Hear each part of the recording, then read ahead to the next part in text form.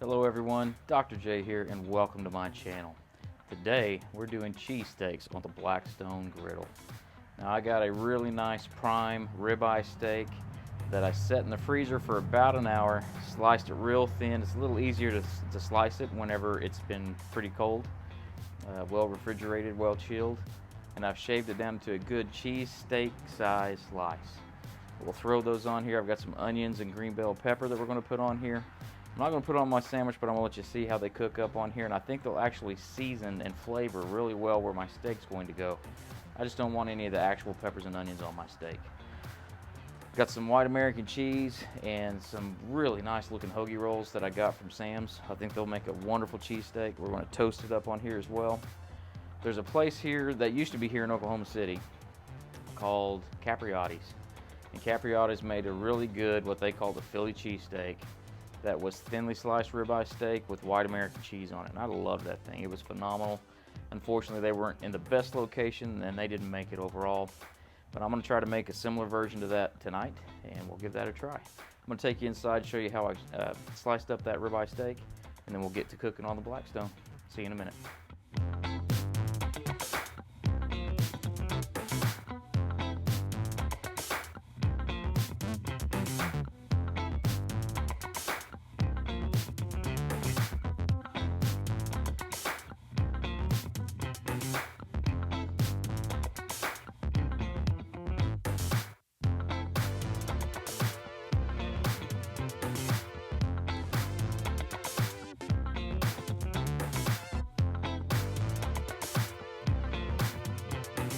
We're going to go ahead and get this started. I've got some nice sweet onion and green bell pepper, julienne, thinly sliced onions, julienne, bell pepper there. I'm going to start those right here in the middle. Let's get our trusty temperature gun out and check the temperatures. I've got my knobs all just a little bit up above low. I wanted a little bit more heat, get some better caramelization today. And we'll run it right here in the middle, about 440 degrees. Is where we're running. And that's where I'm going to do a good portion of my cooking. Over here on the side, actually even hotter over here on the side. I'm almost 500 degrees over here. So I'm going to turn it back down just a little bit. That'll be where we toast our bread. Put a little bit of canola oil down. Smooth out a bit.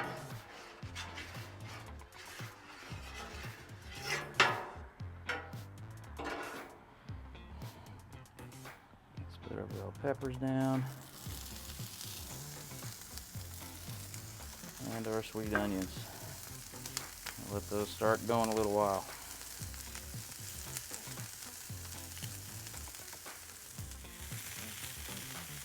We'll let these go for a few minutes. Let them start caramelizing up. And that's going to season that griddle tops. When we put our steak down, we can pull these off to the side where it's a little cooler. Pull those over and let them hold while our steak's going, but I'm going to have that wonderful flavoring from the onions and the peppers. Give these a little bit of a turn, flip around, starting to caramelize pretty quick.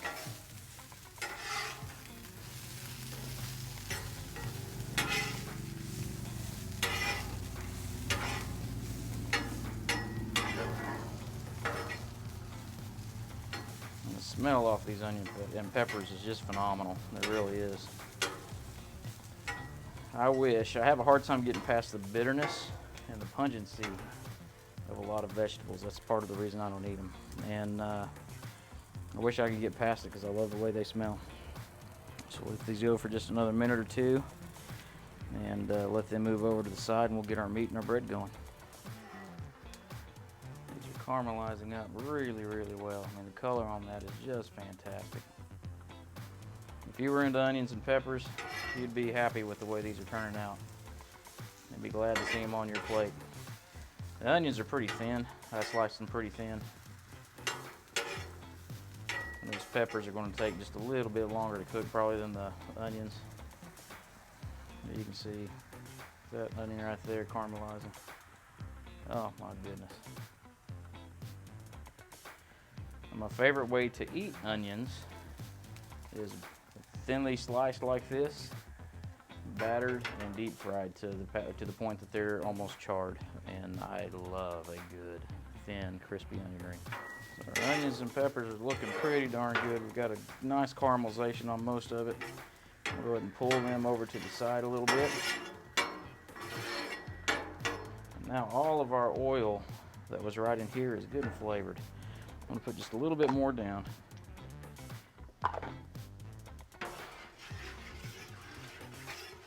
Right there in the center.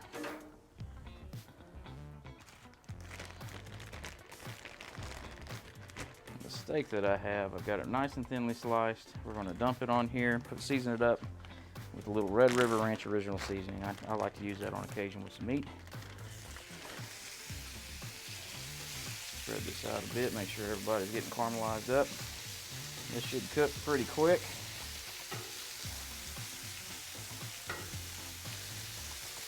Ooh, that smells good.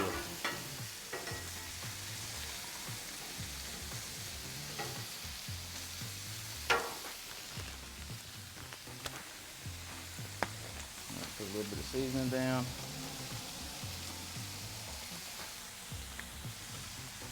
That's the seasoning I'm using there. Over here on this side, let me get this moved over just a smidge. I'll lay down a little butter.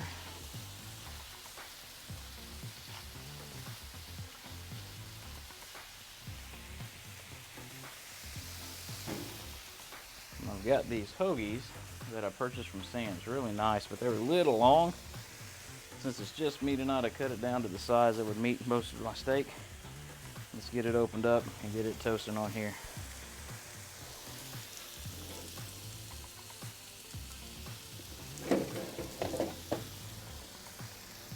I'm going to use one of my Blackstone weights to make sure that press holds down and gets toasted nicely. I'm going for a little bit on that first side. A little flip over. See, that ribeye is nice and tender. Mix that seasoning around a little.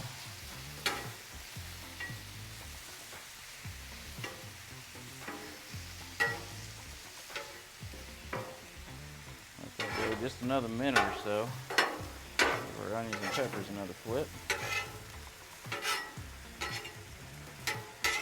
You can see on those onions and peppers there, for the time we've been cooking, those are really ready to go on that sandwich. It'd be really nice for anybody who wanted to eat them. I've got my trusty Blackstone scraper. I'm going to shred this up just a little bit more. Make sure I've got good bite-sized pieces.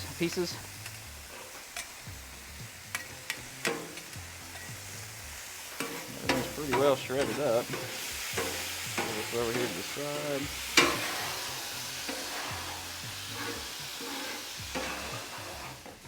Let's check our bread here, see what we're looking like. Look at the toast on that. Man, that's perfect. All right, let's lay some American cheese on here. This is just Kraft Deluxe American slices.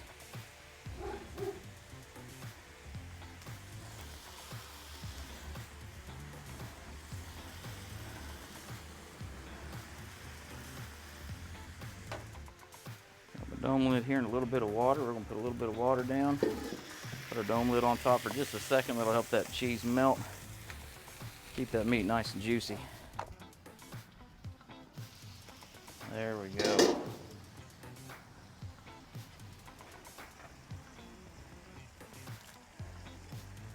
So let's get all of this cheesesteak goodness right into our hoagie bun here. Woo-hoo. That is hot.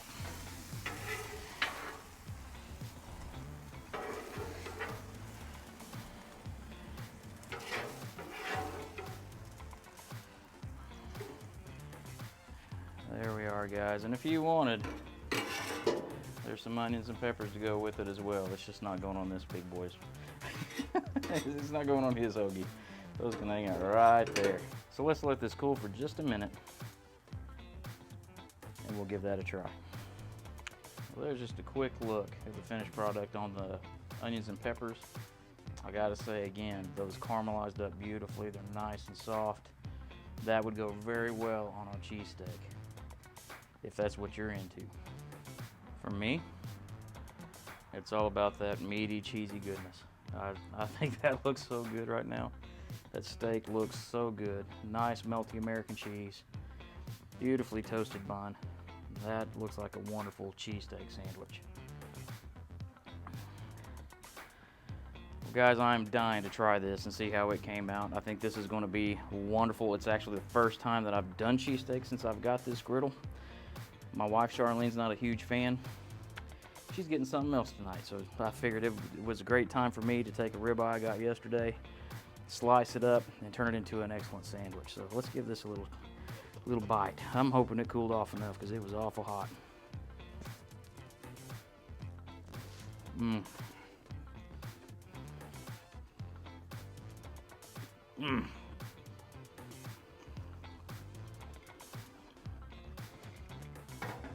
That steak is so tender. I was able to bite right through it with no problem whatsoever, being nice and thinly sliced. Sliced it against the grain so it'd have a good texture.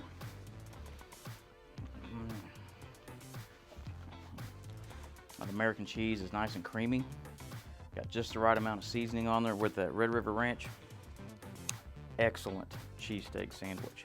And again, I wanted to make sure you could see, if you are someone that wanted onions and peppers, cheesesteaks are one of those things. You always hear Philly cheesesteak. There's all different kinds of cheesesteak. It really depends on what you want on your sandwich. I've seen it with mustard, or with mushrooms, onions, all different kinds of cheeses, cheese whiz, provolone, American, whatever you like. Just call it a cheesesteak and make it on your Blackstone or on a cast iron skillet in your house and have a great time with it because they're fantastic. And you can take a really good cut of meat like a ribeye and turn it into something beautiful. If you like this video, do me a favor, give me a big thumbs up, hit that subscribe and notification bell, as I'll be putting more videos out shortly. Thank you again for joining me, and I'll see you next time.